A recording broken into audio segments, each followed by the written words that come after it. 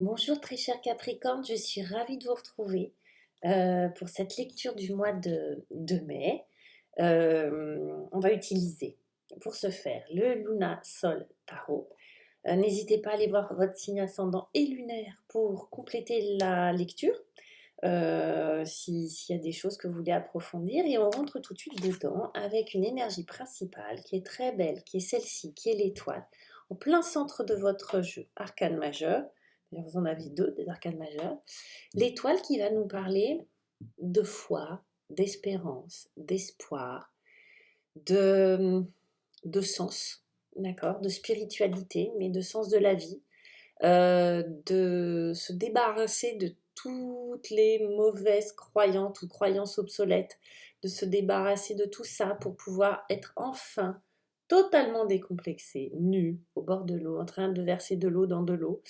C'est la belle étoile, c'est trouver sa place dans le monde, c'est tout ça. Donc il y a une notion extrêmement spirituelle avec comme si c'était une intériorité qui s'ouvrait au monde. Vous voyez, c'est vraiment cette relation que l'on a avec le monde, cette relation que l'on a avec la Terre, l'univers.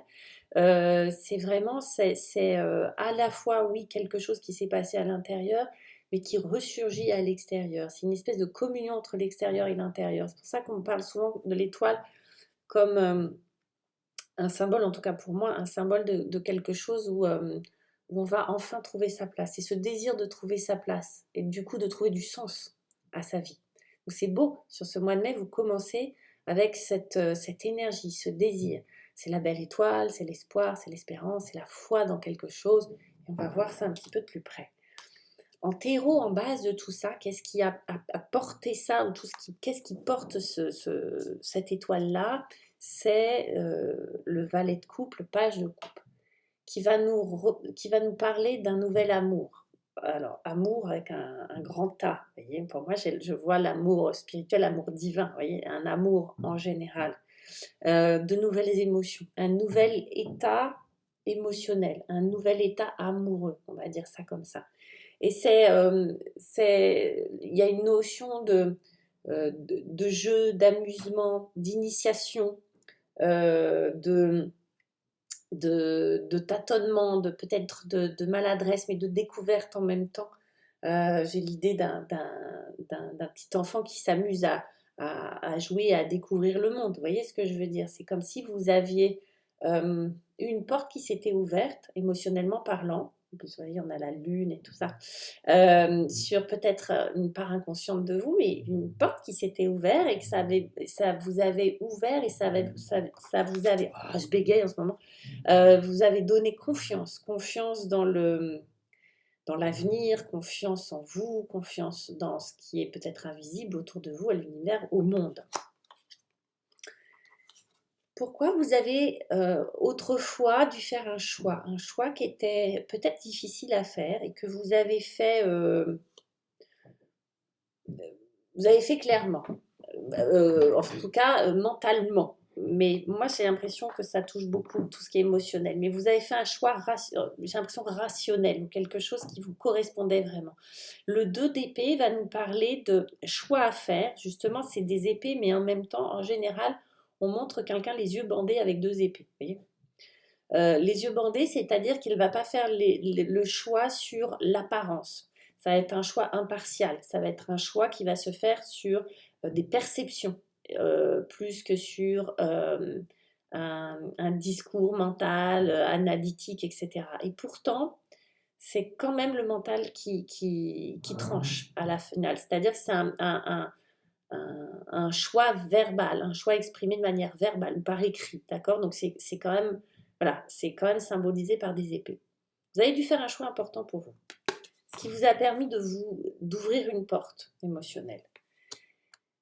J'ai l'impression que c'est pas gagné parce que derrière, j'ai la sensation qu'il y a eu des souffrances, qu'il y a eu une situation difficile. On va y revenir. Mais ça vous a permis, si vous voulez, de vous connaître davantage, on va dire ça comme ça. Ce que vous voulez, du coup, c'est la force. C'est dompter l'animal à l'intérieur de vous, c'est dompter les peurs, c'est apprivoiser vos peurs. c'est en faire quelque chose de ces peurs, de ces angoisses, de ces doutes, de ces choses-là. La force, là, dans cette posture-là, c'est un espèce de lâcher prise qui va vous permettre de dompter la bête. Vous voyez cette femme avec ce lion-là. Et alors, on a le symbole de la lumière et de l'ombre, du soleil et de la lune, etc., du yin et du yang. Ça va vous permettre d'équilibrer vos forces comme ça, d'accord. euh, Pourquoi? Parce qu'en général, on a peur de ce que l'on ne connaît pas. Et là, j'ai un peu l'impression, avec tout ce qu'on a, que vous allez à la rencontre de ça, justement. En lâchant prise, vous avez la possibilité, en ouvrant des portes, la possibilité d'aller à la rencontre de certaines peurs, de certaines angoisses, et que du coup, ça vous permet de les dompter, d'en faire une force, ok? D'en faire quelque chose d'utile, d'en faire quelque chose de bénéfique pour vous. La force, c'est ce que vous voulez, être plus forte, et pour plus fort. Dans le court terme, et on a ça, on a le 3 d'épée qui représente le cœur brisé. Là, très clairement, moi, ce qui m'a parlé tout de suite, c'est recoller les morceaux. Vous voyez ce cœur, c'est pas ça, c'est recoller les morceaux. Dans le court terme, il s'agit de reprendre les morceaux de cœur, parce qu'on est dans les émotions quand même pas mal avec ce valet, hein. De reprendre les morceaux de votre cœur et de les recoller, de les recomposer, si vous voulez, comme c'est bon pour vous.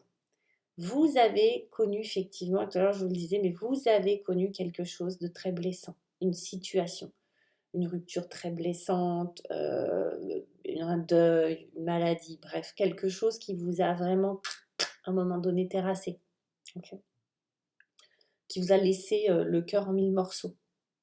Là, c'est l'occasion de recoller les morceaux, mais de la manière et de la façon dont c'est le plus utile pour vous, dont c'est le plus efficient pour vous.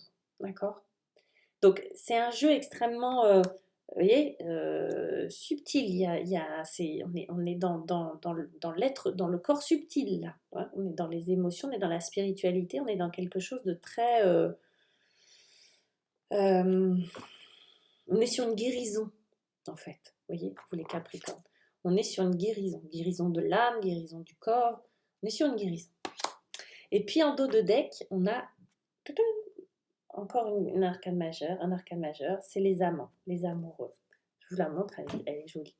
Les amoureux vont nous parler de joie, de partage, de faire des choix, de se rencontrer soi-même, de s'aimer soi-même, ok, ou d'aimer un alter ego.